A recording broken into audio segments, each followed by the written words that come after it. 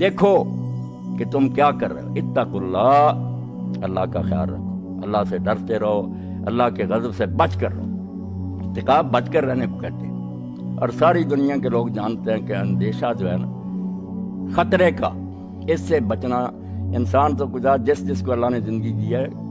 جو بچے ہیں مرغی کے وہ بھی جانتے ہیں کہ چیل آ گئی فوراً پروں کے نیچے چھپ جاتے۔ خطرے سے بچنا یہ فطری بات ہے۔ تو اللہ پاک فرمایا اتنا بڑا خطرہ کہ اعلان ہو رہا کہ آگ ہے جس میں ہمیشہ جلو گے، اس کا نہیں تم خیال کر۔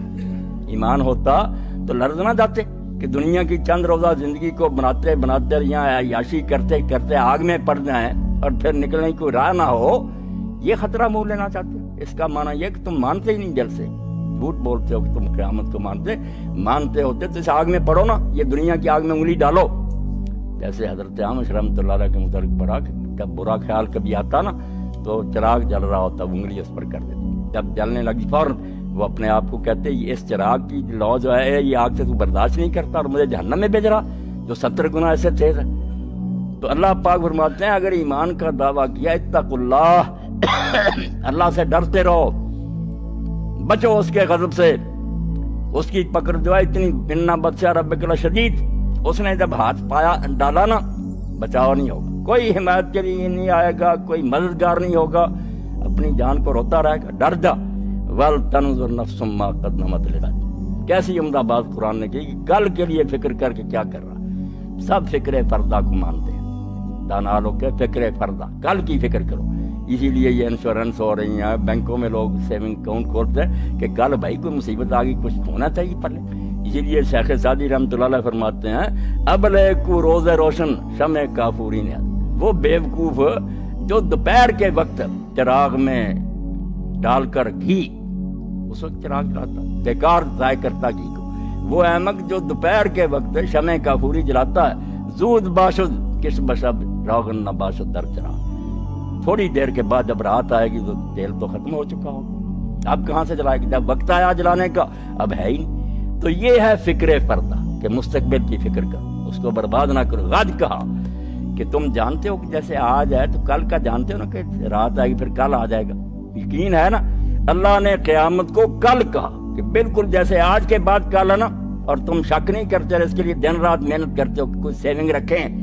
یقین جانو اس سے بھی زیادہ یقینی بات ہے کہ جب مرو گے تو یہ سمجھ لو رات آ گئی پھر دن آ جائے گا، تم اٹھ کھڑے ہو گئے، کل کے لیے فکر کرو کہ تم کیا آگے بھیج رہے ہو، آگے بھیج رہے ہو، یعنی یہاں سے بھیجو گے وہی ملے گا۔ ذالک بما قدمت یداک، قرآن کہتا ہے یہ جو کچھ دے رہا ہوں یہ تیرے ہاتھوں نے آگے بھیجا تھا، میں نے اس میں کچھ نہیں کیا۔ اگر نیکیاں بھیجی تھی وہ بھی جمع،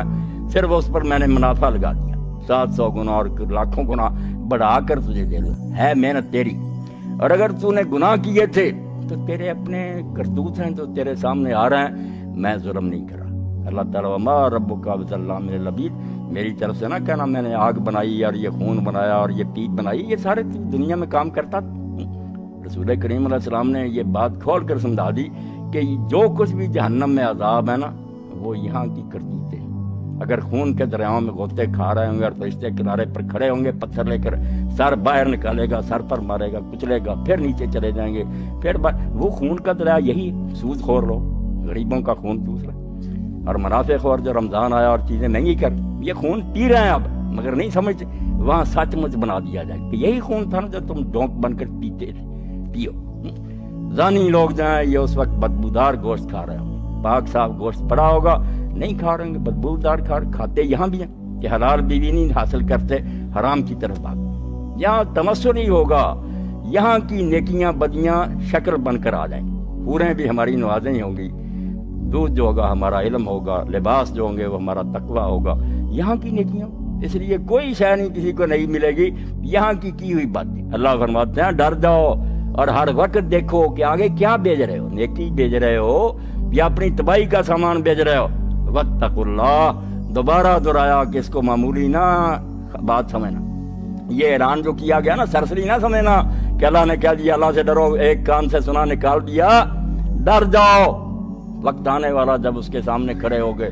اور یہ بھی خیال نہ کرنا کہ اس کو کیا پتا ہم نے کیا کیا، ہم خود بھول گئے ہیں، اللہ کو کیسے پتا؟ فرمایا نہیں تم بھول جاؤ گے، ان اللہ خبیر بما تعملون، جو تم کرتے رہے اس سے وہ پوری طرح باخبر، اس کو کوئی بات نہیں بولتی، نہ کوئی مغالطہ لگتا، وہ ریکارڈ لے آئے گا تمہارے سامنے، جو دیکھو گے تم کہو گے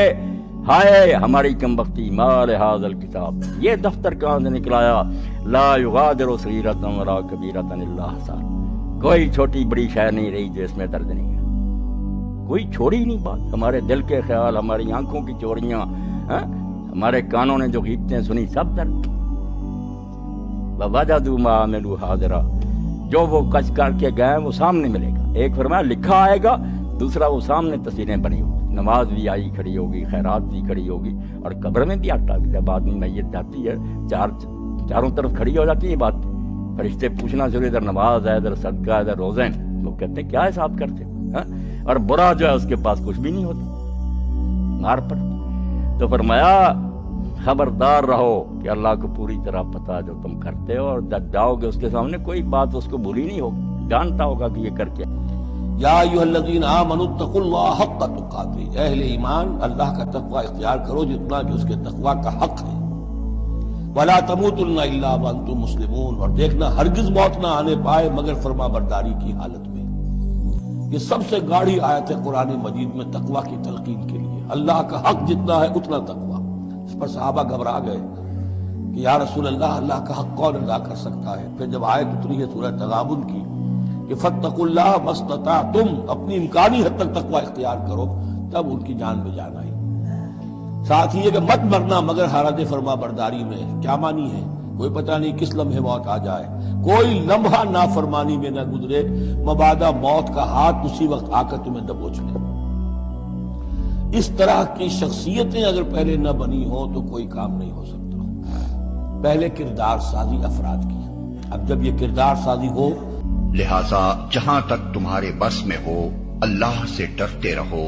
اور سنو اور اطاعت کرو، اور اپنے مال خرچ کرو، یہ تمہارے ہی لیے بہتر ہے۔ جو اپنے دل کی تنگی سے محفوظ رہ گئے بس وہی فلاح پانے والے ہیں۔ اللہ سے ڈرتے رہو۔ قرآن مجید میں ایک جگہ فرمایا گیا ہے اتقوا اللہ حق تقاتہ، اللہ سے ایسا ڈرو